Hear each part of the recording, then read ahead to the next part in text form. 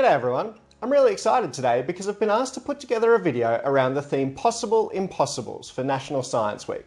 So I want to talk to you about a technology that with a snap of my fingers lets me turn myself into an animated character, who looks where I look, who moves when I move, and who talks along with me while I talk. Now if you want to try this out, you need a couple of things. First, you're going to need a laptop. Secondly, you need to make sure that it has a webcam. And finally, you're going to need an Adobe account. Now these can be quite expensive, but you can get a 30-day trial for free to try this out. Now I'm going to bring myself back to the real world to show you how this works. To get started, we simply need to go to adobe.com. Now if you're in Australia like I am, click on Continue to Australia, and then up the top right hand corner here you'll find a little search icon. Click on that and type in Animator and hit enter. This will take you to the download page for the Adobe Character Animator. As I mentioned, you do need an account for Adobe software, but you can start a free trial which lasts for 30 days. Clicking on the Start Free Trial button will download the program. You can then click on it, follow the installation steps and create your account to get ready to go. I already have Animator installed, so I'm simply going to open it up. Once the program opens, you'll see a variety of characters here that Adobe's provided for you to play around with. You can of course customize or create your own character, but for today we're just going to use one of the inbuilt characters.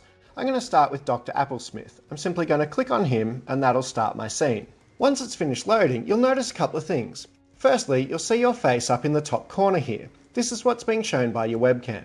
It's a good idea to start off by looking straight at your webcam and clicking Set Reset Pose. Once you've done that, you'll notice there's little red dots all over your face. This is what the program's using to track you. You can see now while I speak, he's speaking. If I look around, his eyes move. If I raise my eyebrows, the characters do as well.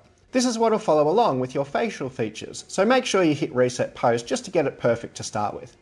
You can also move the character's arms around by simply clicking and dragging, and different characters will behave in different ways. This one's a clay character, so he stretches out as I drag him around. As I mentioned earlier, you can customize or create your own characters simply by selecting them from the list over on the left-hand side here. Then it'll give you the option to edit them in either Photoshop or Adobe Illustrator, depending on how the character was set up. I'm not going to cover how to do all of that today because there's already some great tutorials out there that you can find and follow along with. The last thing I want to show you how to do though is how to record a scene. If you want to record what your character's doing, you simply click the record button down here. It'll record everything then that's happening in the scene, so you could read through your script or present your idea and have the character recorded doing it for you.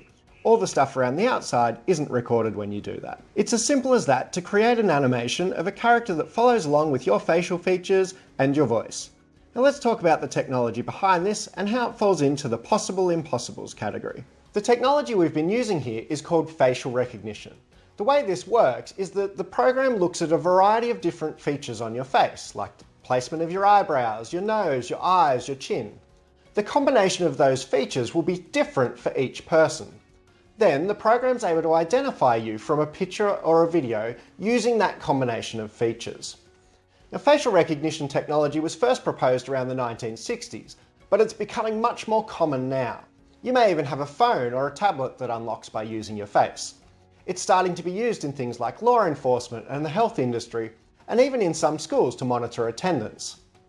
But like all technologies, there are some limitations. Some people have been falsely accused based on facial recognition technology in a law enforcement scenario, so we need to be careful when and how it's used. However, facial recognition technology is going to become a bigger and more exciting part of our everyday lives, and that's why I've chosen to focus on it for this Possible Impossibles video. I hope you've had fun following along and you've been able to animate a little character to follow along with your face, and we'll see you next time.